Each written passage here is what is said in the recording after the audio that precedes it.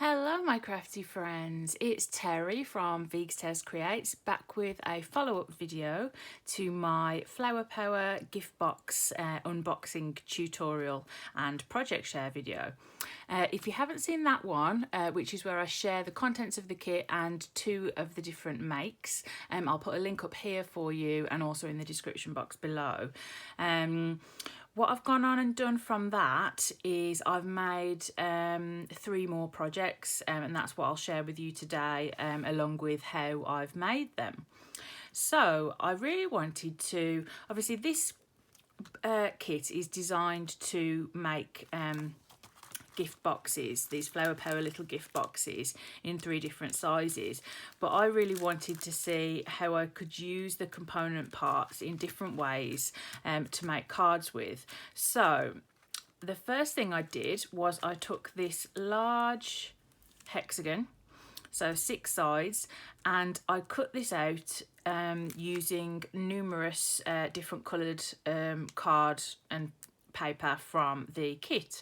I always like to use the content of the kit in my videos just to showcase everything that's used there. Obviously you can change up the colours as you know as well. So for this all I used was the hexagon and the teeny little offcuts that we get. So if you remember from if you watched the first video or if you didn't, basically when you're creating the petal element, the lid, you use one of these 2 dies depending on which style of box you're using, so you end up with a little cutout. So I kept mine because I thought they might be useful, and lo and behold they were. So the first card I want to share with you is simple but I think really effective and cute. So I've basically gone for a sort of patchwork quilt effect, and you can see where I've used the top or the sort of face up layer.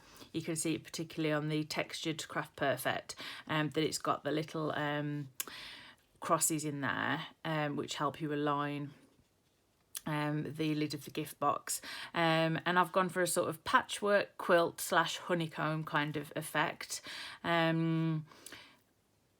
Cut hexagons of different sizes and arrange them on a panel with making sure that the colours were nicely spread out, and then I used a little tag from the kit and the ribbon provided in the kit, and I just used some white embossing powder to put "thank you so much." So this is a simple but effective thank you card.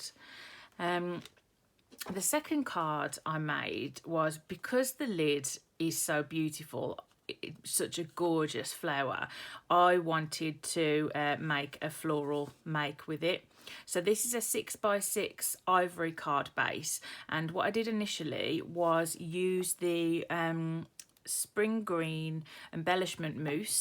I got some on a spatula and just spread it all over the card front and then left that to dry, and then I used I decided on which colours that I wanted to use, so I've gone for the lovely I think it's blushing pink and the lovely pearlescent green, and I decided I wanted to use this petal and with that stitched corresponding edge, but I didn't want to use it on all of the petals, so I just used the stitched edge one on the bottom petals, and then I used this leaf. So I cut that 1, 2, 3, 4, 5, 6 times, and then popped that in the middle there. And then you might be able to see in the light, I used the beautiful opal quartz shimmer pen on this yellow bit of cardstock for the centre, and also for the tag, from which I used the stamp Bloom. Again, that's another one of the dies included in the kit and the stamp from the stamp collection. I then used the Peach Nouveau Jewel Drops to add a little detail around the centre of the hexagon, and the only thing I've used that wasn't included in the kit is these pink tutu sequins, which I think came in a previous kit.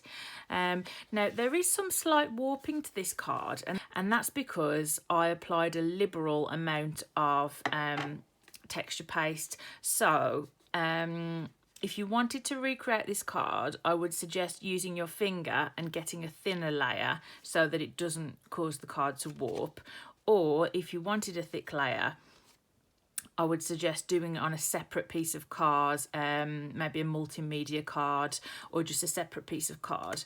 And then if that warps, you can then adhere it to the front panel, and obviously you won't get any warping. But I did put this under something heavy and it has flattened down, so I'm not concerned about that. I think it stands up well.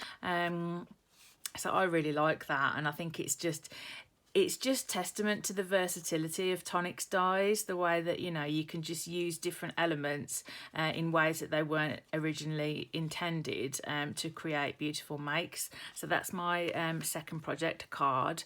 And then I went ahead and made a third box, but it's not just a box, it's a lantern. So obviously it's daylight, so I'm trying to create some shadow for you, but you should be able to see in there a flickering candle. So this is just one of those little tea lights that you can get from lots of places. They usually come in a pack of 4. Then they're quite inexpensive. And I cut out all of the side panels, and then I used this die and just cut it into the that rectangular section of each of the sides. And then I didn't put anything behind it. You could put acetate behind it and colour on the reverse of the acetate if you wanted to make like a stained glass window type effect, or you could put vellum, a very thin vellum or tracing paper behind it as well, or you can just do it as I have done and just leave it open. And again, for the top I used the Speciality satin mirror card and the pearlescent card. I just really love the colour palette of this kit. It's gorgeous. So yep, so for round 2 we've got 2 cards and a lantern. And I must admit, I'm going to be making several of these as gifts and for my home, because I really like having ambient lighting. We often in the living room we'll just have the lamp on and then some string lights.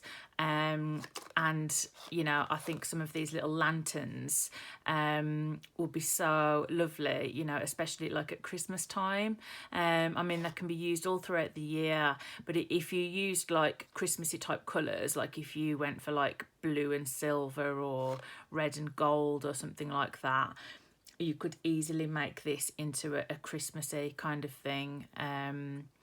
So that's a nice, quick and easy, but very, you can tell that a lot of care and time has been taken. The recipient would love to receive one of these, and it's a very inexpensive gift to make. So that's my 3 projects for part 2. I hope you like my makes. I would love to hear your thoughts, your comments. Have you been using your dies in out of the box kind of ways? I'd love to see your creations. If you're over on Instagram or Facebook, I'm over there too, so it'd be awesome if you fancied tagging me in your makes so that I can see what you've made too, because I don't think you can attach pictures to the comments in YouTube, but my Instagram account is @Veegstez and my Facebook page is Veegstez Creates, and it's just been lovely to see what you've been making as well. So yeah, so there we go. So that will end today's video, and I'll see and speak to you soon with some more crafty goodness. Bye for now.